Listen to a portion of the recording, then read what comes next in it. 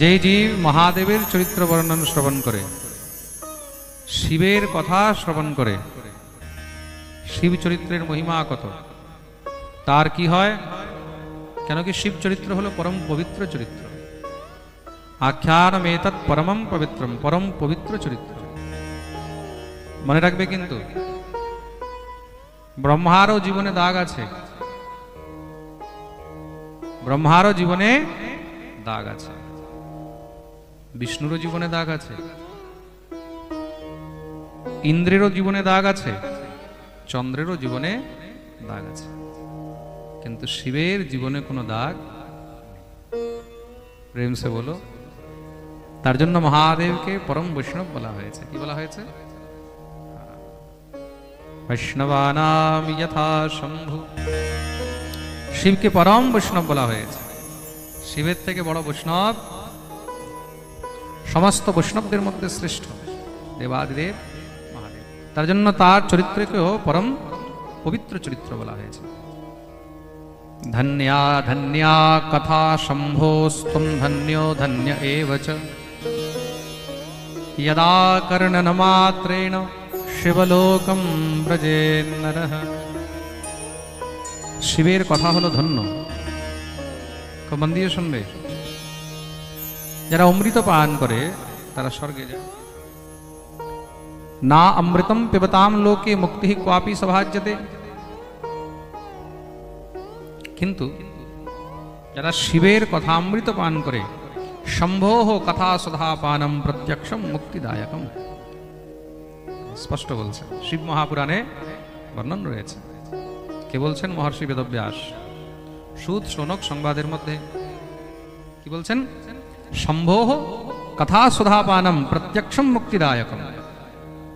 অমৃত পান করলে অমর হয়, বেশি থেকে বেশি স্বর্গ লাভ হয়। কিন্তু যে শিবের কথা শ্রবণ করে, শম্ভোঃ কথা সুধা পানম, শম্ভুর কথারূপী সুধা মানে অমৃত যে পান করে, প্রত্যক্ষম মুক্তিদায়কম, শুধু কথা শ্রবণ করলেই তার মুক্তি হয়ে যায়। শিব চরিত্রের এত মহিমা। দেখো, আমি বলছি না, কিন্তু শিব মহাপুরাণে স্পষ্ট রূপে লেখা রয়েছে। তা বিচার করে দেখো, যারা মহাদেবকে নিন্দা করে, শিবকে নিন্দা করে, তাদের কেমন দুর্গতি হবে। শিবের কথা শ্রবণ করা মানে কি? যে শিবের কথা বলে বা শিবের কথা শ্রবণ করে তাকে ধন্য বলা হয়েছে। ধন্যা ধন্যা কথা শম্ভো। শম্ভুর কথা হলো ধন্য, শুধু ধন্য নয়, ধন্যাতি ধন্য। ধন্যা ধন্যা কথা শম্ভো স্তম ধন্যো ধন্য এব চ। আর যে শিবের কথা গুণগান করে বা যে শিবের কথা শ্রবণ করে সেও পরম ধন্য। যদা কর্ণ ন মাত্রেণ শিবলোকম ব্রজেন্নরঃ। শিবের কথা কানে পড়লেই সঙ্গে সঙ্গে তার উপরে মহাদেবের কৃপা হয়ে যায়। শিবের চরিত্র এত মহান। শিব চরিত্র শ্রবণ করলে কি হয় বলে? শুধু মুক্তি নয়, জীবিত থাকতেও তার মঙ্গল হয়। যশস্যম, যশ বাড়ে, আয়ুষ্যম, আয়ু বাড়ে, আঘৌঘমর্ষণম, তার সমস্ত পাপ নাশ হয়। বলে কেমন পাপ? সংসারের যত পাপ আছে, যত প্রকারের পাপ রয়েছে, সেই সমস্ত পাপ দুষ্টা দুর্বিষয়াত্মানো নির্দেবা জিহ্বভৃত্যঃ কৃষিবলাঃ শস্ত্রধরাঃ পরস্ত্রী ভোগিনঃ খলাঃ। দুষ্ট, যারা সবসময় দুর্বিষয় নিয়ে চিন্তা করে, যারা দেবতাদের পুজো করে না, দেবতাদেরকে মানে না, যাদের জিহ্বার মধ্যে সবসময় পরনিন্দা পরচর্চা লেগে রয়েছে, যাদের জিহ্বার মধ্যে সবসময় বিষয়ের কথা লেগে রয়েছে। আর শুধু তাই নয়, শস্ত্রধারী, যে নিজের শস্ত্র দিয়ে জীবজন্তুর হত্যা করে, পরস্ত্রী ভোগিনঃ খলা, পরস্ত্রী গমন করেছে, এটাও মহাপাপ। এমন জীব যদি মহাদেবের কথা নিত্য শ্রবণ করে, শিব নাম যদি উচ্চারণও করে, তাতেই কিন্তু তার সমস্ত পাপ নাশ হয়ে যায়। এমনকি কার উদ্ধার হয়েছে? এমনকি কার পাপ নাশ হয়েছে? খুব সুন্দর একটি প্রসঙ্গ আছে এই বিষয়ে মহাদেবের চরিত্রে। এক ব্রাহ্মণ ছিল, নাম হলো বিন্দু। তার স্ত্রী ছিল, নাম হলো চঞ্চুলা। এই দুইজন মহাপাপী ছিলেন। শুধু স্বামী নয়, স্ত্রীও মহাপাপী ছিল। শিব মহাপুরাণে খুব সুন্দর বর্ণন রয়েছে বিষয়। एवं कुजन संवासे ग्रामे बाष्कलसंज्ञिते तत्रैको बिन्दुगो नाम विप्र आसीन महाधमः। एक समय बाष्कल नामक एक ग्रामे, ग्रामेर नाम की छिलो बाष्कल। तो सेई बाष्कल नामक ग्रामे समुद्र तटे ग्राम, समुद्रेर तटे बाष्कल नामक ग्रामे सेखाने एक वेदवादी ब्राह्मण छिलो, तार नाम हलो बिन्दुक। कि नाम छिलो? बिन्दुक। तत्रैको बिन्दुगो नाम विप्र आसीन महाधमः। किन्तु सेई ब्राह्मण निजेर आचार विचार इत्यादि समस्त सब परित्याग करे दिएছে। কেন? বেশ্যা সংসর্গে এসে পরস্ত্রীর সঙ্গ করতে করতে তার বুদ্ধি এমন ভ্রষ্ট হয়ে গেছে, সে দুরাত্মা, মহাপাপী, মহা অধম হয়ে গেছে। তার গৃহের মধ্যে পরম সুন্দরী নবযৌবনা স্ত্রী রয়েছে, নাম হলো চঞ্চুলা। কি নাম? চঞ্চুলা। চঞ্চুলা পরম সুন্দরী,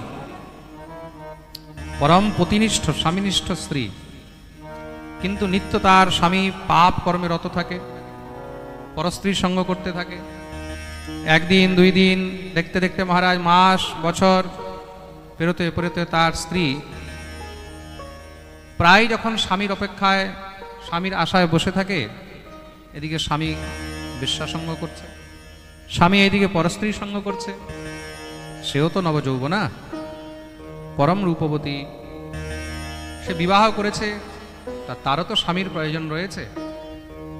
এই সংসারের মধ্যে স্ত্রী পুরুষ যখন বিবাহ বন্ধনে বন্ধিত হয় তখন নিশ্চয়ই তাদের মধ্যে একের অপরের প্রয়োজন থাকে। তাই এখানে নিশ্চয়ই তাকে প্রয়োজন রয়েছে। রূপবত্য়া যবত্যাশ্চ কামাকুলিতচেতসঃ बिना पति विहारम स्यात् का गतिर्मे भवान बदे। श्री सतजी महाराज एखाने वर्णन करছেন, চঞ্চুলা মনে মনে কাঁদছে, দুঃখিত হচ্ছে। আমি জীবনে পতি সেবা করে, পতির নিষ্ঠা করে কি পেলাম? আমার স্বামী তো আমার হয়েও আমার নয়, সে পরস্ত্রীর সঙ্গ করে, পরস্ত্রী গমন করে, বেশ্যা সঙ্গ করে। আমি রূপবতী, যুববতী, তা আমার যে অন্তরের কাম রয়েছে, এই কাম কি করে পূর্ণ হবে? কামা কুলিত চেতসঃ বিনা পতি বিহারম স্যাৎ কা গতির্মে ভবান গতে। পতি ছাড়া তাহলে আমার গতি কি করে হবে? আস্তে আস্তে মহারাজ কি হলো, ব্রাহ্মণ ভ্রষ্ট ছিল, ঘরের মধ্যে চঞ্চুলা দীর্ঘদিন বছরের উপরে বছর কাটিয়ে দিয়েছে। স্বামী সুখ যখন পায়নি তখন সেও কামাতুরা হয়ে পরপুরুষ চিন্তন শুরু করে দিয়েছে। পরপুরুষ চিন্তন করতে করতে আস্তে আস্তে পরপুরুষের সঙ্গে তার প্রেম হয়ে গেছে। গৃহের মধ্যে কোনো পরপুরুষ আসা যাওয়া শুরু হয়েছে, তো স্বামীর অবহেলার কারণে আস্তে আস্তে কি হলো, স্ত্রীও পথভ্রষ্ট হয়ে গেল। দেখুন, স্ত্রী যদি ভ্রষ্ট হয় তাহলে তার একমাত্র কারণ হলো স্বামী। স্বামী যদি নিজে না শুধরায়, নিজে না সামলায়, তখন আস্তে আস্তে স্ত্রীও ভ্রষ্ট হয়ে যায়। স্ত্রী একমাত্র তখনই মহারাজ পতিব্রতা হয়ে থাকতে পারে যদি স্বামী তাকে অবহেলা না করে। প্রত্যেক পরিস্থিতিতে স্বামীকে নিজের স্ত্রীকে আগলে রাখতে হবে, যদি তুমি গৃহস্থ ধর্মের মধ্যে আছো। বাকি যারা পরম সতী, তাদের স্বামী যদি শতবৎসরও পাশে না থাকে তবুও তারা পথভ্রষ্ট হয় না। কিন্তু এটা একটা সাধারণ নারীর কথা বলা হচ্ছে। চঞ্চুলা কোনো মহান নারী নয়, বিন্দুক ব্রাহ্মণও কোনো মহান ব্রাহ্মণ নয়, এক সাধারণ ব্রাহ্মণ। সে পথভ্রষ্ট হয়ে গেছে, পাপী, অধম, দুরাচারী, ব্যভিচারী হয়ে গেছে। তা আস্তে আস্তে তার স্ত্রীও ব্যভিচারিণী হয়ে গেছে। একদিন তার স্বামী বিন্দুক হঠাৎ করে যখন ঘরে এসেছে, গৃহে এসে নিজের স্ত্রীকে পরপুরুষের সঙ্গে লিপ্ত পেয়েছে। লিপ্ত পেয়ে সঙ্গে সঙ্গে মহারাজ একদম ক্রুদ্ধ হয়ে গেছে। ক্রুদ্ধ হয়ে যখনই তাকে মারতে দৌড়েছে, সেই যে পরপুরুষ ছিল সে তো পালিয়ে গেছে, কিন্তু তার স্ত্রী চঞ্চুলা তার পা ধরে কাঁদতে লেগেছে, নাথ আমাকে ক্ষমা করো, আমাকে ছেড়ে দাও। তোর এত বড় দুঃসাহস? তখন তার স্ত্রী তাকে বললেন, আমি কি করব? আপনি আমাকে বিবাহ করে নিয়ে এসেছেন, আর বিবাহ করে স্ত্রী সুখ আপনি আজ পর্যন্ত আমাকে প্রদান করলেন না। আপনি পরস্ত্রী গমন করেন, বেশ্যা গমন করেন, আপনি নিজে পথভ্রষ্ট হয়ে ঘুরে বেড়াচ্ছেন, আমি কোথায় যাব? দীর্ঘদিন আপনার অপেক্ষা করতে করতে করতে করতে আস্তে আস্তে আস্তে আস্তে আমারও তো অন্তরে কাম জাগ্রত হয়। তো সেই কারণে আমিও আর নিজেকে রক্ষা করতে পারলাম না। তার জন্য আপনি হলেন একমাত্র দোষী, তার দোষী আপনি। তা বিন্দুক তখন তাকে বলছে, তুমি পরপুরুষ সম্পর্ক কতদিন ধরে করছো? তখন চঞ্চুলা বললেন যে আমার কয়েকবারই পরপুরুষ সম্পর্ক হয়েছে। কেন? পরম সুন্দরী, তা শুধু একজন নয়, কয়েকজনের সঙ্গেই তার সম্পর্ক হইয়াছে। তা বিন্দুক পাপী তো, অধম দুরাচারী, বুদ্ধি এমন ভ্রষ্ট হয়েছে, সে তার স্ত্রীকে তখন বোঝাচ্ছে, বলে দেখো তুমি তো পরম সুন্দরী, তা তোমাকে দেখে তো অনেক অর্থবান পুরুষরা তোমার দিকে আকর্ষিত হয়ে আসবে। একটা কাজ করো, আমি যা করছি আমাকে তা করতে দাও, আর তুমি যা করছো তুমিও সেটা করো। তুমি আমাকে কিছু বাধা দেবে না, আর আমিও তোমাকে কোনো বাধা দেব না। কিন্তু তুমি যখন পরপুরুষ সঙ্গ করবে, তা তাদের থেকে তুমি অর্থ সঞ্চয় করবে, আর সেই অর্থ দিয়ে আমরা দুইজন আনন্দ উপভোগ করব। তা নিজের স্ত্রীকে সে অর্থ সঞ্চয়ের একটি রাস্তা খুলে দিল। দুইজনই এমন পাপী হয়ে গেল, পাপাচারে আচ্ছন্ন হয়ে দুইজন মহাপাপ করতে করতে জীবন ব্যতীত করছে। এই পাপ করতে করতে মহারাজ সেই বিন্দুকের একদিন মৃত্যু হয়েছে। আর যখন মৃত্যু হয়েছে তখন তার সেই পাপ কর্মের কারণে তাকে নরক প্রাপ্তি হলো। সেই ব্রাহ্মণ নরকে গেছে। ভুক্ত্বা নরক দুঃখানি বহুহানি সমূঢ়ধি বিন্ধে ভবত পিশাচো হি গিরৌ পাপি ভয়ঙ্করঃ। নরক ভোগ করেছে, নরকে ঘোর যাতনা ভোগ করে তৎপশ্চাৎ তাকে এই ভূমণ্ডলে বিন্ধ্যাচল পর্বতে ফেলে দেওয়া হলো। আর বিন্ধ্যাচল পর্বতে এসে সে সেখানে ভয়ঙ্কর পিশাচ হয়ে গেছে। কি হয়েছে? পিশাচ হয়ে গেছে। আমরা যেরকম প্রথম দিন ধুন্ধুকারী কথা শুনেছিলাম, দেখুন এই বিন্দুক ব্রাহ্মণ নিজের পাপের কারণে নরক তো ভোগ করেছে, তৎপশ্চাৎ পিশাচ হয়ে গেছে। যেই জীব পরস্ত্রী গমন করে বা যেই নারী পরপুরুষ গমন করে, তাদেরকে নরক ভোগ করার পরেও সহস্রাতি অধিক বৎসর পর্যন্ত পিশাচ হয়ে এই ভূমণ্ডলে ঘুরতে হয়। পিশাচ, পিশাচ মানে এটা ভূত আর প্রেত থেকেও আরো বেশি নিকৃষ্ট জনি, ভয়ানক। প্রেম সে বলো, পিশাচ হয়েছে।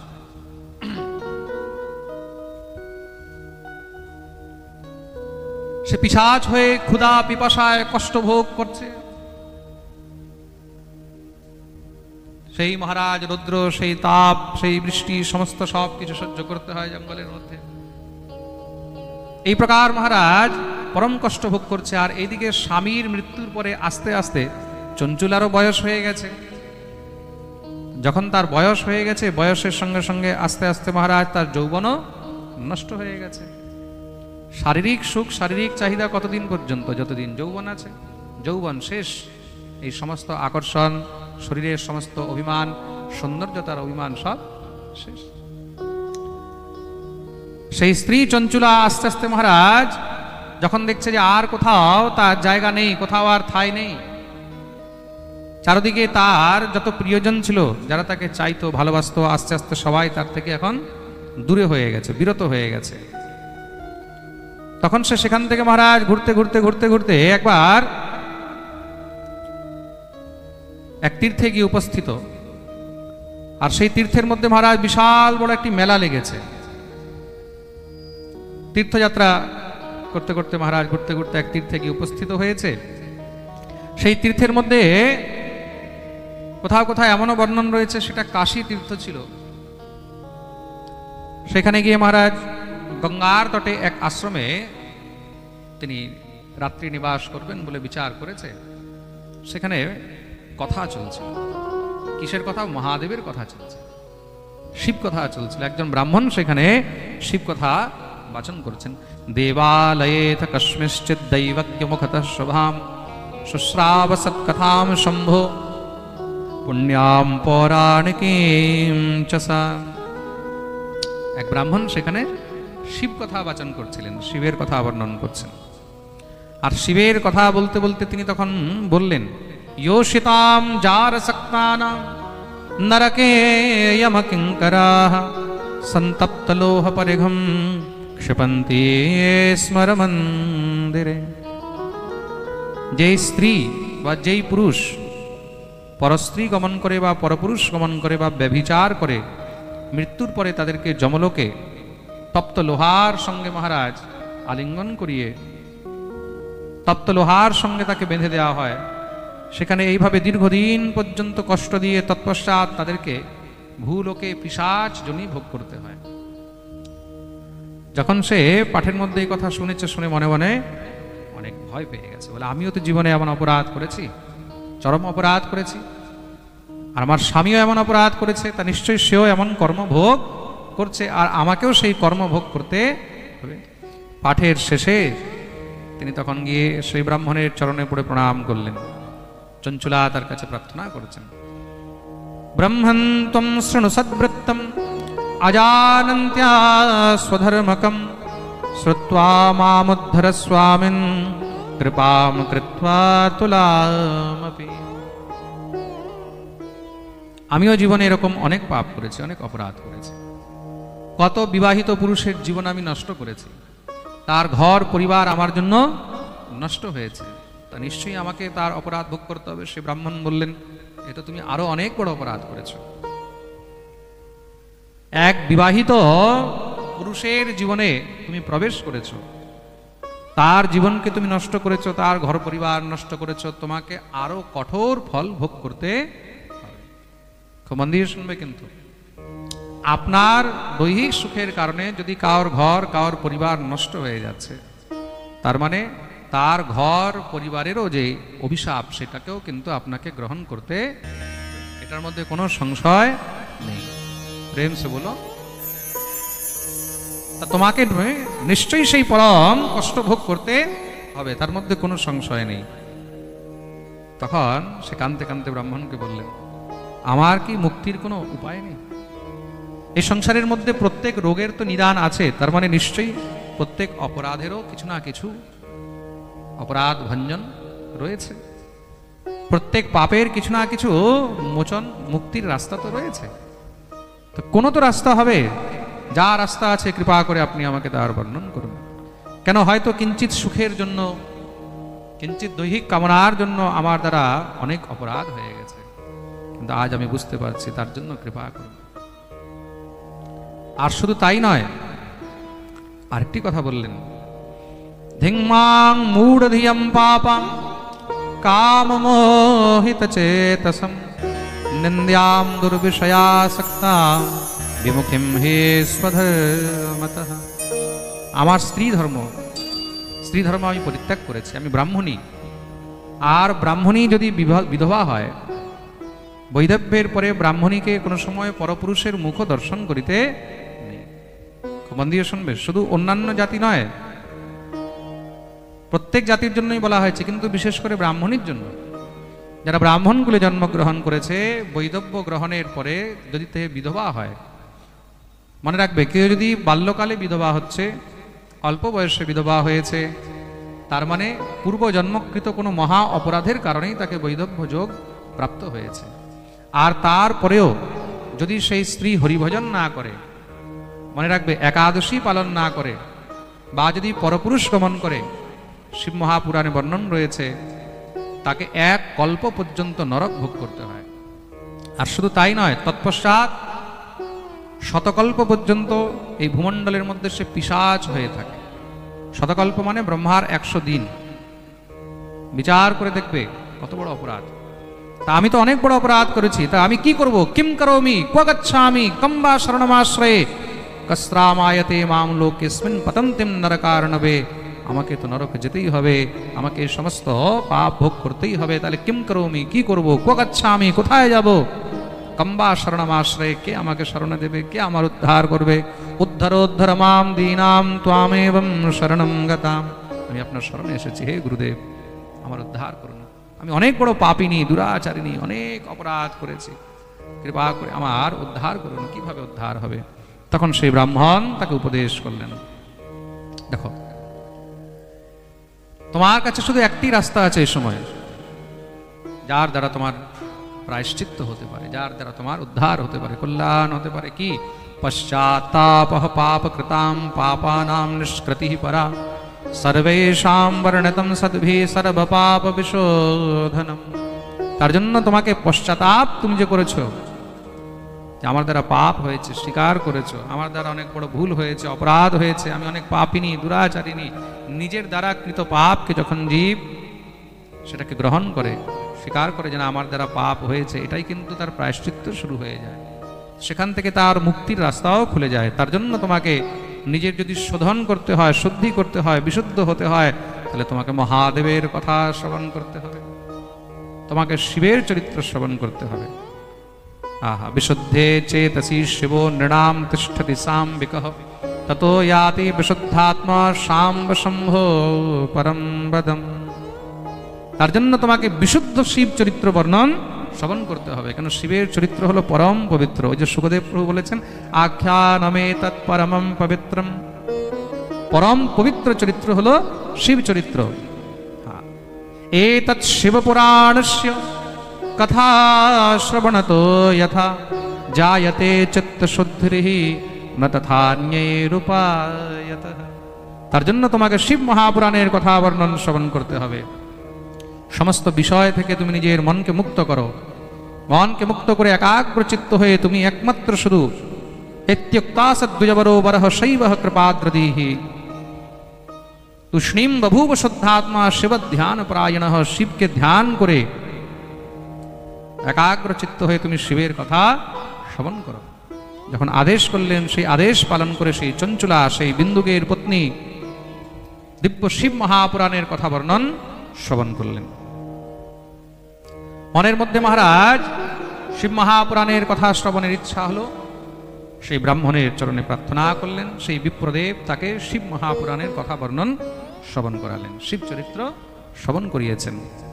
আর সেই শিব চরিত্র শ্রবণ করে তৎপশ্চাৎ মহারাজ সেই তীর্থ ভ্রমণ করতে করতে তীর্থের মধ্যেই সেখানে নিজের দেহ ত্যাগ করে দিলেন।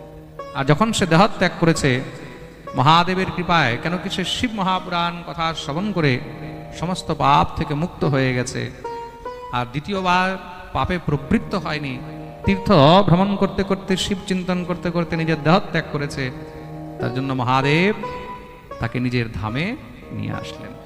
রুদ্রগণ, শিবের যত গণ রয়েছে, সেই সমস্ত সব শিবগণ মিলে তাকে শিবলোকে নিয়ে আসলেন। শিবলোকে যখন এসে উপস্থিত হয়েছে, দেবাদিদেব মহাদেব মা পার্বতীর শরণাগত হলেন।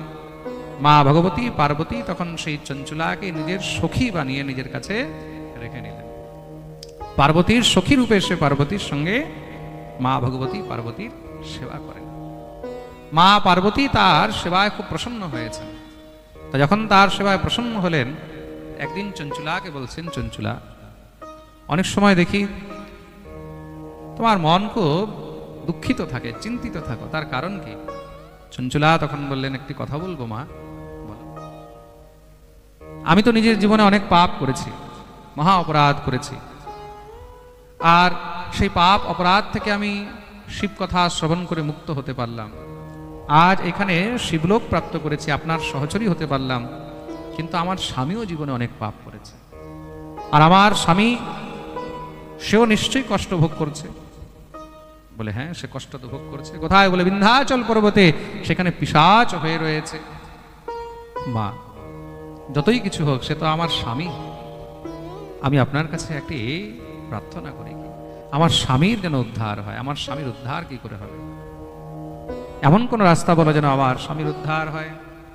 তখন ভগবতী মা জগদম্বা বললেন, তোমার স্বামীরও নিশ্চয়ই উদ্ধার হবে, তার জন্য তোমাকে নিজের স্বামীর নিমিত্তে তাকে শিব চরিত্র, শিব কথা শ্রবণ করাতে হবে।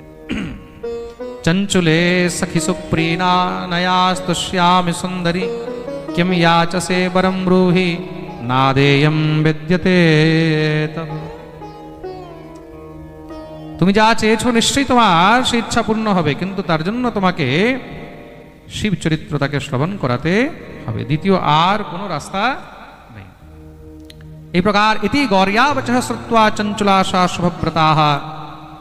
ভগবতী মা জগজ্জননী পরাম্বা পার্বতী যখন শিব পুরাণের আদেশ দিলেন, তখন সেই চঞ্চুলা নিজের স্বামী বিন্দুকের উদ্ধারের নিমিত্তে দিব্য শিব মহাপুরাণের কথা শ্রী বিন্ধ্যাচল পর্বতে গিয়ে মহারাজ তাকে শ্রবণ করালেন।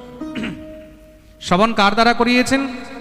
দেবাদিদেব মহাদেবের পরম ভক্ত, পরম শিব ভক্ত রয়েছেন, তার নাম হলো তুম্বুরু। শিব ভক্তের নাম কি? তুম্বুরু। যেই রকম পরম কৃষ্ণ ভক্ত নারায়ণ ভক্ত হলেন দেবর্ষি নারদ। তা নারদের মুখে সবসময় নারায়ণ নারায়ণ লেগে রয়েছে, সবসময় নারায়ণ নারায়ণ কীর্তন করে থাকেন। শ্রীমন নারায়ণ নারায়ণ নারায়ণ, শ্রীমন নারায়ণ নারায়ণ নারায়ণ, শ্রীমন নারায়ণ নারায়ণ নারায়ণ, শ্রীমন নারায়ণ নারায়ণ নারায়ণ, লক্ষ্মী নারায়ণ নারায়ণ নারায়ণ, লক্ষ্মী নারায়ণ নারায়ণ নারায়ণ, ভজমন নারায়ণ নারায়ণ নারায়ণ, ভজমন নারায়ণ নারায়ণ নারায়ণ। এইভাবেই শিব ভক্ত হলেন তুম্বুরু। শিব ভক্তকে তুম্বুরু, এটা জেনে রাখো। কৃষ্ণ ভক্ত যে সবসময় হরিনাম জপ করতে থাকে সে কে? নারদ। শিব ভক্ত হলেন তুম্বুরু। তুম্বুরু সবসময় শিব নাম জপ করে থাকে। ওম নমঃ শিবায়, ওম নমঃ শিবায়, ওম নমঃ শিবায়, ওম নমঃ শিবায়, ওম নমঃ শিবায়, ওম নমঃ শিবায়, ওম নমঃ শিবায়, ওম নমঃ শিবায়, নমঃ শিবায়, ওম নমঃ শিবায়, ওম নমঃ শিবায়, ওম নমঃ শিবায়। दोनों हाथ तुले, ताली से। ओम नमः शिवाय, ओम नमः शिवाय, ओम नमः शिवाय, ओम नमः शिवाय, ओम नमः शिवाय, ओम नमः शिवाय, ओम नमः शिवाय, ओम नमः शिवाय, ओम नमः शिवाय, ओम नमः शिवाय, ओम नमः शिवाय, ओम नमः शिवाय, ओम नमः शिवाय, ओम नमः शिवाय, ओम नमः शिवाय, ओम नमः शिवाय, ओम नमः शिवाय, ओम नमः शिवाय, ओम नमः शिवाय। যেই প্রকার নারদ সবসময় হরিনাম গুণগান করতে থাকে, আর কৃষ্ণ কথা গানের মধ্যে নারদ থেকে ভালো দ্বিতীয় আর কেউ নেই। নারদের থেকে ভালো কৃষ্ণ কথা গুণগান অন্য কেউ করতে পারে না। প্রেম সে বলো। তদ্রূপ শিব কথা গুণগানের জন্য তুম্বুরু হলেন শ্রেষ্ঠ। সবসময় তিনি শিবের কথা গুণগান করতে থাকেন, পরম শিব ভক্ত, চারদিকে শিবের কথা প্রচার করতে থাকে। তা তুম্বুরুকে নিয়ে গেছেন, মহাদেব আদেশ করেছেন তুম্বুরুকে, যাও তুমি চঞ্চলার স্বামীর নিমিত্তে তাকে কথা শ্রবণ করো। মা ভগবতী গৌরী আদেশ করেছেন, ভগবতী পার্বতী আদেশ করলেন। পার্বতীর আদেশ পেয়ে তখন গিয়ে তুম্বুরু সেই বিন্ধ্যাচল পর্বতে সেই পিশাচকে আগে বেঁধেছে। কেন? পিশাচ তো এক জায়গায় টিকে থাকতে পারে না, চঞ্চল হয়। তা তাকে আগে এক জায়গায় বেঁধেছে, রুদ্র পাশ দিয়ে তাকে বন্ধন করে বেঁধে তৎপশ্চাৎ তাকে এক জায়গায় আগে বসিয়েছে। তৎপশ্চাৎ গিয়ে মহারাজ কথা আরম্ভ করলেন, আর সেই কথা শ্রবণ করতে করতে 9 দিন ব্যাপী এই কথা তাকে শোনানো হয়েছে। কতদিন? ভাগবত হলো 7 দিন, আর শিব কথা হলো 9 দিন। তো 9 দিন পর্যন্ত এই মহেশ্বর কথা শ্রবণ করানোর ফলে কি হলো? সেই কথা শ্রবণ করে সেই বিন্দুগহ সোপি দিব্যাত্মা সুবিমানস্থিত সুখী স্বকান্তা পার্শ্বগহ শ্রীমাৎ শুশুবেতি বখস্থিতঃ। সেখানেই নিজের পিশাচ দেহ থেকে মুক্তি পেয়ে দিব্য মহারাজ পরম সুন্দর রূপ ধারণ করে শিব রুদ্রগণের রূপ ধারণ করেছেন। আহা, দেখতে কেমন? একদম ধবধবে সাদা সুন্দর ফর্সা, যেরকম মহাদেব দেখতে কিরকম কর্পূর গৌরম করুণাবতারম, কর্পূরের মতন সুন্দর, তদ্রূপ সেই বিন্দু দিব্য মহারাজ রূপ ধারণ করে শিবলোক প্রাপ্ত করলেন, তার মুক্তি হয়ে গেল। বলিয়ে শিব শঙ্কর ভগবান কি জয়। এই হলো শিব চরিত্রের মহিমা। প্রেম সে বলো। তাহলে বিচার করুন, যেই জীব মহাদেবের নিন্দা করে, যেই জীব শিব নিন্দা করে, তার কি দুর্গতি হতে পারে? শিব নিন্দুকের কি দুর্গতি হতে পারে? শিব কথার কত মহিমা, শিব চরিত্রের কতটা মহিমা। আজকে আমরা শিব কথার মহিমা, শিব কথার মাহাত্ম্য শ্রবণ করলাম। যেরকম ভাগবতের মাহাত্ম্য, তদ্রূপ এটা আমরা শিব কথার মাহাত্ম্য শ্রবণ করলাম। কোনো সময় যদি মহাদেবের কৃপা হয়, তাহলে আমরা 9 দিন ব্যাপী এই শিব মহাপুরাণের কথাও শ্রবণ করব। অত্যন্ত পরম পবিত্র চরিত্র শিব চরিত্র। আমরা তো শুধু এখন মাহাত্ম্য শ্রবণ করলাম, শিব কথার মহিমা, শিব কথার মাহাত্ম্য কি বিচার করে দেখো, সম্পূর্ণ 9 দিন যখন শিব চরিত্র শ্রবণ করা হবে, তখন কেমন আনন্দ হবে। প্রেম সে বলো। তার জন্য শিবকে পরম বৈষ্ণব বলা হয়েছে। শিবকে নিন্দা করে, শিবকে ছেড়ে কখনো হরিভজন সম্ভব হয় না। গোবিন্দ স্বয়ং বলছেন, ভগবান স্বয়ং, শিবদ্রোহী মম দাস কহাবা, শিবদ্রোহী মম দাস কহাবা, তেনর সপনে হूँ मोहि न पावा, तेनर सपने मोह न पावा, तेनर सपने मोहि न पावा, तेनर सपने मोह न पावा, शिवद्रोही मम दास कहावा, शिवद्रोही मम दास कहावा। এই প্রকার চঞ্চুলা আর বিন্দুগের উদ্ধারের দিব্য কথা শ্রবণ করিয়েছেন, আর তারা আজও সেই শিবলোকে মহাদেবের সেবায় অনবরত বিরাজমান রয়েছেন। প্রেম সে বলো। আচ্ছা, আরেকটি জিনিস, শিবলোকে বসে তারা সেখানে পাচ্ছে কি? দেখুন, এটাও জেনে রাখুন। যেরকম কেউ যদি বৈকুণ্ঠে যায়, সেখানে কি পায়? বৈকুণ্ঠে গেলে গোবিন্দের সেবা পায়, ঠাকুরের দ্বারপাল হয়ে যায়, হয়তো ঝাড়ুর সেবা পায়, হয়তো কোথাও মহারাজ পরিষ্কারের সেবা পায়, হয়তো কোথাও বৈকুণ্ঠের মধ্যে অন্য কোনো কিছু না কিছু সেবা পায়। গোলকে গেল, সেখানেও কিছু না কিছু সেবা পাবে। সেখানে শিবলোকের মধ্যে সেবা কি?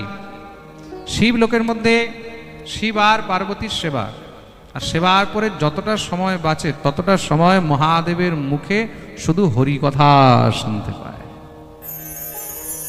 শিবলোকের মধ্যে শুধু একটি জিনিস চলছে কি? সবসময় হরি কথা চলছে।